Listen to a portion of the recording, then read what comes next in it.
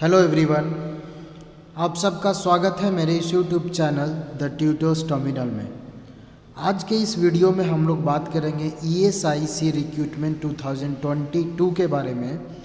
ESIC कर्मचारी राज्य बीमा निगम की तरफ से एक अपडेट आई है और उस अपडेट में उन्होंने कुछ वैकेंसीज डिक्लेयर किया है जो UDC, MTS, स्टेनोग्राफर की वैकेंसी है। तो इस वीडियो में हम लोग इस वैकेंसी का पूरा डिटेल जानेंगे नंबर ऑफ वैकेंसीज़ के बारे में, किस पोस्ट के लिए कितनी वैकेंसीज़ है, उनका एलिजिबिलिटी क्राइटेरिया क्या है, एज लिमिट क्या है, सैलरी क्या है, इम्पॉर्टेंट डेट्स क्या है और सिलेबस पैटर्न क्या होगा। तो चलिए इस वीडियो को स्टार्ट करते हैं। जैसा कि आप देख रहे हैं यहाँ ESIC रिक्रूटमेंट 2022 का नोटिफिकेशन आउट हो चुका है, जिसमें 3865 UDC, MTS और स्टेनो का पोस्ट डिक्लेयर किया गया। कौन कौन से पोस्ट हैं? अपर division clerk UDC, stenographer and multitasking staff MTS। बात करते हैं हम लोग सैलरी और पे स्केल का क्या होगा। तो अपर डिवीज़न क्लर्क UDC का सैलरी पे लेवल 4 में रखा गया है। सैलरी स्ट्रक्चर 25,500 से लेकर के 81,100 तक अकॉर्डिंग टू 7th सेंट्रल पे कमीशन होने वाला है। नेक्स्ट पोस्ट है स्टेनोग्राफर, इसका भी पे लेवल 4 है और सैलरी स्ट्रक्चर 25,500 से लेकर 81,100 तक रखा गया है। नेक्स्ट पोस्ट है मल्टीटास्किंग स्टाफ MTS को पे लेवल 1 में रखा गया है। सैलरी रेंज है 18,000 to 56,900 एज पर 7th पे कमीशन। अब हम लोग बात करते हैं किस पोस्ट के लिए कितनी वैकेंसीज है। UDC अपर डिवीज़न क्लर्क के लिए नंबर ऑफ वैकेंसी है 1735, 1735 वैकेंसीज है UDC पोस्ट के लिए। स्टेनोग्राफर के लिए 165, 165 पोस्ट है। मल्टीटास्किंग स्टाफ MTS के लिए 1964, 1964 पोस्ट डिक्लेयर किया गया है। अब हम लोग बात करेंगे एलिजिबिलिटी क्राइटेरिया और एजुकेशनल क्वालिफिकेशन किस पोस्ट के लिए क्या होना चाहिए। तो सबसे पहले बात करते हैं हम लोग अपर डिवीज़न क्लर्क UDC। UDC के लिए मांगा गया है ग्रेजुएशन होना चाहिए, कोई भी डिग्री किसी भी रिकॉग्नाइज्ड यूनिवर्सिटी या इंस्टीट्यूट से डिग्री होना चाहिए और साथ साथ कंप्यूटर का नॉलेज भी होना चाहिए।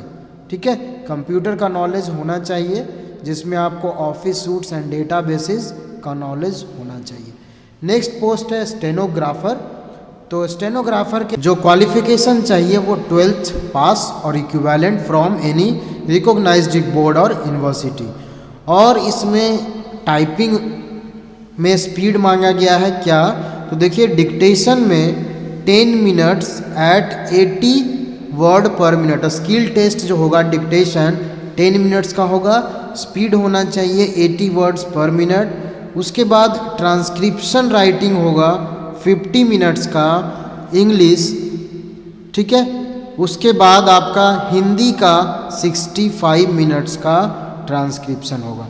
इंग्लिश का 50 मिनट्स और हिंदी 65 मिनट्स, और ये सिर्फ कंप्यूटर पे होगा। ठीक है, जो स्किल टेस्ट या आप इसको टाइपिंग टेस्ट बोल सकते हैं। टाइपिंग टेस्ट जो आपका होगा वो सबसे पहले डिक्टेशन 10 मिनट्स का 80 वर्ड पर मिनट आपकी स्पीड होनी चाहिए। ट्रांसक्रिप्शन 50 मिनट्स का इंग्लिश और 65 मिनट्स हिंदी। नेक्स्ट पोस्ट है मल्टीटास्किंग स्टाफ MTS।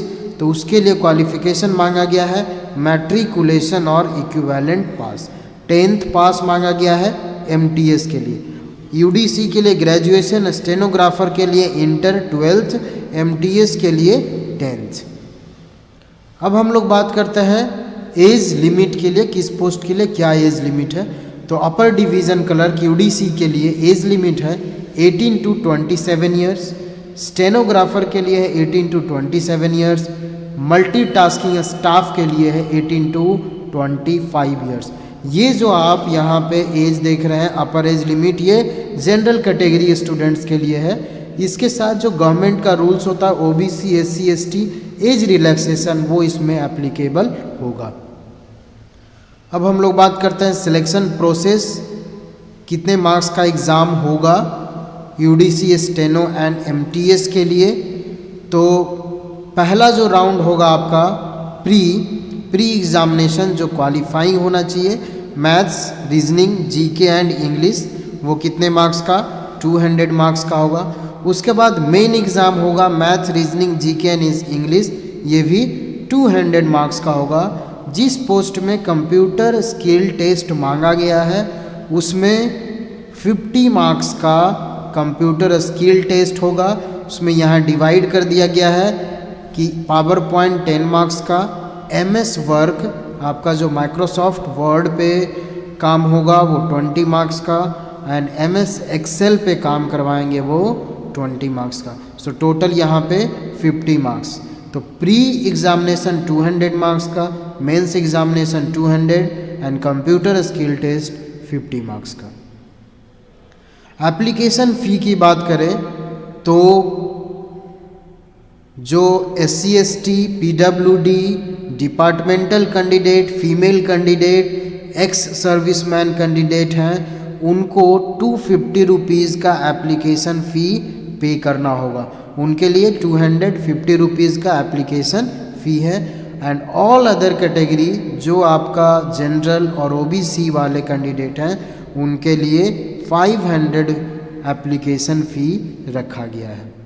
बात करते हैं अब हम लोग इम्पॉर्टेंट डेट्स के बारे में।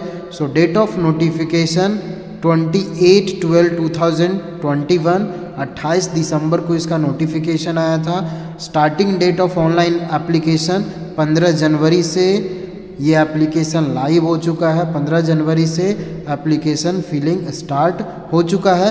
Last date of online application है 15 फरवरी 2022। 15 फरवरी एप्लीकेशन फिल करने का लास्ट डेट है। तो ये हम लोगों ने बात किया इम्पोर्टेंट डेट्स के बारे में। So thank you for watching this video.